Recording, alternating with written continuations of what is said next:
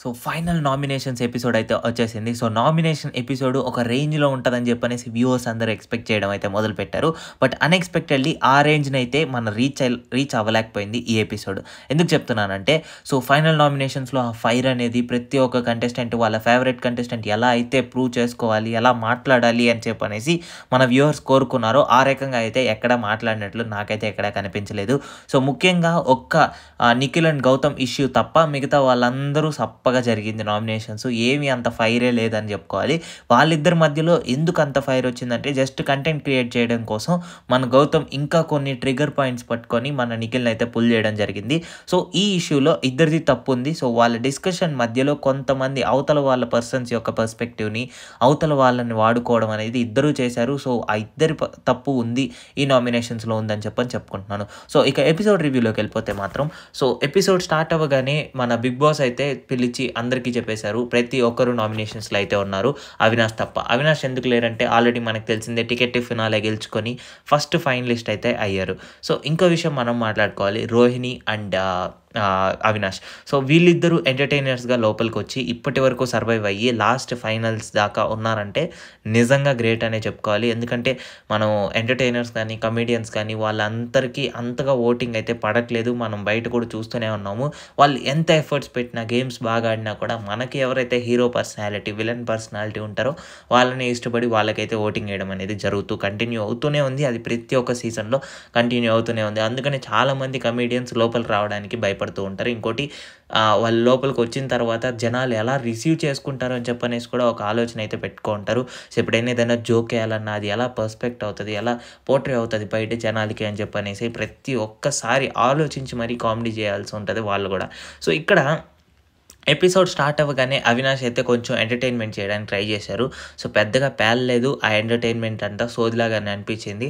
దాని తర్వాత నామినేషన్ ప్రక్రియ కోసం ప్రతి ఒక్కరు ఎదురు చూస్తూనే ఉంటారు. ఎందుకంటే మనం కోరుకునేదే ఆ గొడవలు చూడడానికే చాలామంది ఎపిసోడ్ ముందర కూర్చొని సర్లే బిగ్ బాస్ పెట్టండి చూద్దాం అని చెప్పనేసి ఎదురు చూసేదే ఆ గొడవల కోసం. మరి అలాంటి గొడవలే లేకుండా బిగ్ బాస్ డైరెక్ట్‌గా ప్రతి ఒక్కరు నామినేషన్స్‌లో ఉన్నారు అనేసరికి ప్రతి ఒక్కరు డిసప్పాయింట్ అయితే అయ్యి ఉంటారు నాలాగా. సో, నేను స్టార్టింగ్ ఎపిసోడ్ స్టార్ట్ అవ్వగానే ఏంట్రా నామినేషన్ ప్రక్రియ ఇంకా స్టార్ట్ అవ్వట్లేదు, సోదే జరుగుతూ ఉంది అని చెప్పనేసి చూస్తూ ఉన్నాను. మధ్యలో ఆ రోహిణి అండ్ గౌతమ్ వీళ్ళ మూమెంట్స్ కొన్ని డిస్ప్లే చేసినారు. ఇవేంట్రా ఈ సుత్తంతా వేస్తున్నారు అని అనుకున్నాను. దాని తర్వాత అర్థమైంది ఓకే నామినేషన్ ప్రక్రియ లాస్ట్ ప్రక్రియ కాబట్టి ఇంకా ఏదైనా ఆసక్తికరంగా ప్లే చేస్తున్నారేమో, 2 రోజులు కంటిన్యూ చేస్తారేమో అని చెప్పనేసి. బట్ ఆ రకంగా అయితే నేను ఎక్స్పెక్ట్ చేసిన విధంగా నామినేషన్ ప్రక్రియ అయితే చాలా వీక్‌గా జరిగింది. నేను ఎక్స్పెక్ట్ చేసిన టాప్ లెవెల్‌లో పెడతారేమో ఇంకా లాస్ట్ నామినేషన్స్ కదా అని ఎక్స్పెక్ట్ చేశాను. సో, ఇక మొత్తం అనౌన్స్ చేసిన తర్వాత ఇక ఆడియన్స్‌తో కనెక్ట్ ఉంటది. ఆడియన్స్ వాళ్ళ మెసేజెస్ అవన్నీ పంపిస్తారు అని చెప్పనేసి నిన్నటి ప్రోమోలో అయితే చెప్పారు. బట్ అదంతా జరగలేదు. దానికి రీజన్ ఏంటంటే రేపటి నుంచి ఓట్ అప్పీల్ అనేది జరుగుతది. ఓట్ అప్పీల్ జరిగినప్పుడు ఆడియన్స్ కాల్ చేసి వాళ్ళు లేదంటే మెసేజెస్ అయితే పెడుతూ ఉంటారు. కామెంట్స్ అయితే ఇస్తూ ఉంటారు. కొన్ని ఇన్సైట్స్ కూడా ఇచ్చే అవకాశం ఉంటది వాళ్ళ ఫేవరెట్ కంటెస్టెంట్‌కి. ఇక నామినేషన్ ప్రక్రియ చాలా సింపుల్‌గా జరిగింది. ఎందుకంటే అందరూ నామినేషన్స్‌లో ఉన్నారు కాబట్టి ఎవరైనా సెకండ్ ఫైనలిస్ట్ అవ్వాలి అని చెప్పనేసి బిగ్ బాస్ ఎలా ప్లాన్ చేశారంటే సో, వీళ్ళలో ప్రతి ఒక్కరు ఒక్కొక్కరిని నామినేట్ చేయాల్సి ఉంటది. సో, ఒక్కసారి నామినేట్ చేసిన తర్వాత ఇంకోసారి నామినేట్ చేసే అవకాశం అయితే ఉండదు. ఇప్పుడు లాస్ట్‌లో ఏ కంటెస్టెంట్ అయితే మిగులుతారో వాళ్ళైతే డైరెక్ట్‌గా సెకండ్ ఫైనలిస్ట్ అయితే అయిపోతారు. వాళ్ళు నామినేషన్స్‌లో ఉండరు ఈ వీక్ అని చెప్పనేసి బిగ్ బాస్ అయితే చెప్పారు. ఒరే బాబు! ఇదేంట్రా పెద్ద ట్విస్టే పెట్టారు. మళ్ళీ గొడవలు స్టార్ట్ అవుతాయేమో అని చెప్పనేసి ఎక్స్పెక్ట్ చేశాను. అనుకున్న విధంగానే మన నిఖిల్ అండ్ గౌతమ్ మధ్యలో అయితే డిస్కషన్ స్టార్ట్ అయ్యి ఫుల్ హీట్, ఫుల్ ఫైర్ అనే చెప్పుకోవాలి. సో, స్టార్టింగ్ మన విష్ణుప్రియ మన అవినాష్‌ని నామినేట్ చేసినప్పుడు అవినాష్ విష్ణుప్రియని నామినేట్ చేసినప్పుడు ఒక రీజన్ అయితే చెప్పారు. సో, నీ పర్ఫార్మెన్స్ నాకు ఎక్కడ కనిపించలేదు. ఇంకోటి ఏంటంటే నీకు ఏ పని ఇచ్చినా నువ్వు చెయ్యవు బిగ్ బాస్‌లో అది ఇది అని చెప్పనేసి రీజన్స్ ఎతుకుతూ ఉంటావు. పని దొంగ నువ్వు. పని తప్పించుకోవడానికే ట్రై చేస్తూ ఉంటావు. అది మనం చాలా సార్లు గమనిస్తూనే ఉన్నాము. లైక్ ఎప్పుడు పనొచ్చినా కూడా విష్ణుప్రియకి నేనెందుకు ఇంత చేయాలి, నేనెందుకు ఇంత నీట్‌గా చేయాలి, నేనెందుకు ఇలా చూసుకోవాలి అని చెప్పనేసి ప్రతి ఒక్క దాంట్లో వంకలు ఎతుకుతూనే ఉంటది. నాకు ఇప్పటివరకు అర్థం కానిది ఇప్పటివరకు ఎలా వచ్చింది ఇన్ని వారాలు మన విష్ణుప్రియ అని చెప్పనేసి. ఒక రీజన్ అయితే మనకు తెలిసిందే కంటెంట్ ఇస్తూ ఉంది. దాంతోపాటు వీకెండ్స్‌లో మంచి జోరు, హుషారు కొనసాగిస్తుంది కాబట్టి ఖచ్చితంగా విష్ణుప్రియ ఇంత ముందుకు వచ్చే అవకాశం 100% ఉంది. కాకపోతే టాస్క్ ఎఫర్ట్స్ కానీ లేదంటే ఇంట్లో పనుల వైస్‌గా ఎంత మాత్రం పనులు చేసింది అనేది చూస్తే కూడా పెద్దగా పీకింది ఏమీ లేదు అని అనిపిస్తది. ఎందుకంటే ఒక్క పృథ్వీతో కంటెంట్ తప్ప నాకైతే పెద్దగా ఆమె ఆట ఎక్కడైతే కనిపించలేదు. సో ప్రాపర్ పాయింట్స్ పెట్టి నామినేట్ అయితే చేశారు. ఇంకైతే ఆమె నామినేషన్స్‌లోకి అయితే వచ్చేసింది. ఇక నెక్స్ట్ మన విష్ణుప్రియ వచ్చి గౌతమ్‌ని అయితే నామినేట్ చేసింది. సో గౌతమ్ నామినేట్ చేసిన రీజన్ ఏంటంటే, సో గౌతమ్ ఎక్కువ ఎవరితోనూ కలవరు అని చెప్పనేసి. ఆయన వచ్చి చూపించుకొని పోర్ట్రే చేసుకుంటుందే అది. నేను సోలో బాయ్, నాకెవరు సపోర్ట్ లేదు, నేను ఏక్ నిరంజన్, నేను సింగిల్‌గానే ఆడతాను అని చెప్పనేసి.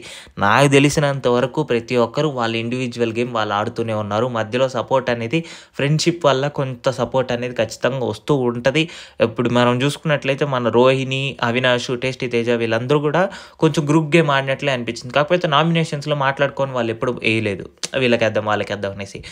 మన పృథ్వీ వాళ్ళు అలా చేయలేదు. పృథ్వీ, యష్మి వీళ్ళందరూ నామినేషన్స్‌లో కూడా మాట్లాడుకొని పలానా వాళ్ళకి ఓటేద్దాం, పలానా వాళ్ళకి ఓటేద్దాం అని చెప్పనేసి ఓట్లేశారు. ఇక గౌతమ్ విషయానికి వస్తే గౌతమ్ కూడా అప్పుడప్పుడు సపోర్ట్ దొరుకుతూనే ఉంది. మన అవినాష్ దగ్గర నుంచి, రోహిణి దగ్గర నుంచి, వీళ్ళందరి దగ్గర నుంచి సపోర్ట్ అయితే దొరుకుతూనే ఉంది. ఆ విషయాన్ని బయట క్లియర్ కట్‌గా చూపించుకోడనమాట. ఎలా అంటే నేను సింగిల్‌గా ఆడుతున్నాను అనేదే పదే నామినేషన్స్ టైంలో ఆటలాడేటప్పుడు ఇలాంటప్పుడు అంతా చెప్తూ ఉండేసరికి ప్రతి ఒక్కరికి అదొక మైండ్‌లో ఫిక్స్ అయిపోయిందనమాట. అయ్యయ్యో! పాపం రా గౌతము సింగిల్‌గా ఆడుతున్నాడనేసి. మరి సింగిల్‌గా ఆడినప్పుడు ఎన్ని టాస్కులు గెలిచారు, ఎంత పర్ఫార్మెన్స్ చూపిచ్చాడు, హౌస్‌లో ఎంత ఇన్వాల్వ్‌మెంట్ చూపిచ్చాడు అని చెప్పనేసి చూసుకున్నట్లయితే నాకైతే పెద్దగా ఏమనిపించలేదు. ఒకే ఒక టాస్క్ పెద్దగా గెలిచాడు. అది కూడా ఆయన మెగా చీఫ్ అయిన తర్వాత. తర్వాత ఏ టాస్కుల్లోనూ ఆయనదంటూ పర్ఫార్మెన్స్ ఎక్కడా లేదు. ఎక్కడా ఏ టాస్కులు కూడా గెలిచినట్లు కూడా పర్ఫార్మెన్స్ అయితే లేదు. కానీ నామినేషన్స్ టైంలో అటు మన నిఖిల్ చెప్పినట్టు ఒకే పాయింట్‌ని చుట్టి మాట్లాడడం వల్ల ఆయన సర్లే ఇలా సింగిల్ అని చెప్పనేసి అలా పోర్ట్రే చేయడం వల్ల బాగా హైప్ పెరిగి ఓటింగ్ కూడా దుమ్ముగా పడుతుంది ఇప్పుడు. సో నార్మల్‌గా ఓటింగు గేమ్ పరంగా చూసుకుంటే మాత్రం నా పర్స్పెక్టివ్‌లో నిఖిల్, నబీల్ చాలా టాప్‌లో ఉంటారు. ఎందుకంటే ప్రతిసారి ఏదైనా టాస్కులు పెట్టినప్పుడు నిఖిల్ సూపర్‌గా ఆడి గెలుస్తూ ఉంటాడు. నబీల్ కూడా ఎప్పటికప్పుడు నిఖిల్‌తో పోటీగా టాస్క్‌లు ఆడాడు అని చెప్పనేసి అంటే అది నబీలే ఉంటాడు ఖచ్చితంగా. అంత బాగా టాస్క్‌లు ఆడతారు నబీల్, నిఖిల్ ఇద్దరు కూడా. పృథ్వీ కూడా ఆ రకంగా ఆడేవాడే. కాకపోతే పృథ్వీ కూడా ఎక్కువ గెలవలేదు. అందుకని ఆయన బయట ఉన్నాడు. గౌతమ్ కూడా ఎక్కువ గెలవలేదు కాబట్టి ఆయన కూడా బయట ఉండాల్సింది. బట్ మనం ఏం చేయలేము. సో ఆయన చూపించిన కొన్ని మేనరిజమ్స్, ఆయన పోర్ట్రే చేసుకున్న కొన్ని విధానాలు బట్టి ఆయనైతే లోపలైతే ఉన్నారు. ఇక నామినేషన్స్ టైంలో మన గౌతమ్ అయితే నిఖిల్‌ని నామినేట్ చేయడం జరిగింది. నిఖిల్ నామినేట్ చేసేటప్పుడు కొన్ని పాయింట్స్ వాడడం నాకు అస్సలు నచ్చలేదు. ఎందుకంటే సో బేసిక్‌గా యష్మి ఆల్రెడీ ఎలిమినేట్ అయిపోయింది కాబట్టి యష్మిని వాడుకున్నారు అని చెప్పనేసి సీత ఏదైతే ఒక పాయింట్ అయితే పోర్ట్రే చేసిందో ఆమె నామినేషన్ వేసేటప్పుడు, సో అది ఆ పాయింట్‌ని ఇప్పుడు తీసుకురావడం ఆయన పర్సనల్ లైఫ్‌లో మీద కొంచెం ఇంపాక్ట్ చూపిస్తదేమో అని చెప్పనేసి అనుకున్నాను. కొంచెం గౌతమ్ ఆ పాయింట్ వాడకుండా ఉంటే బాగుంటుంది. ఒక క్లారిటీ అనేది లేదు గౌతమ్‌కి అని చెప్పనేసి అనిపించింది.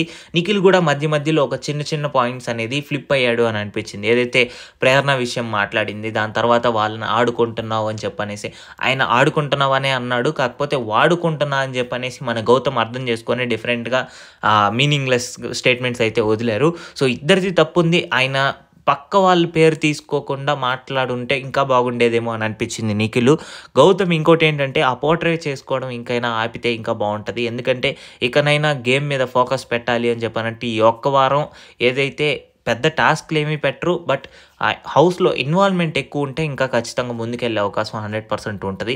సో ఇక లాస్ట్‌లో మన నబీల్ అండ్ ప్రేరణ మధ్యలో అయితే సెకండ్ ఫైనలిస్ట్ ఎవరవుతారో అని చెప్పనేసి బిగ్ బాస్ అయితే ఒక పెద్ద కొండనంటే బద్దలు కొట్టాడు. 15 లక్షల్లో ఎంతైనా రాయమని చెప్పనేసి చెప్పారు.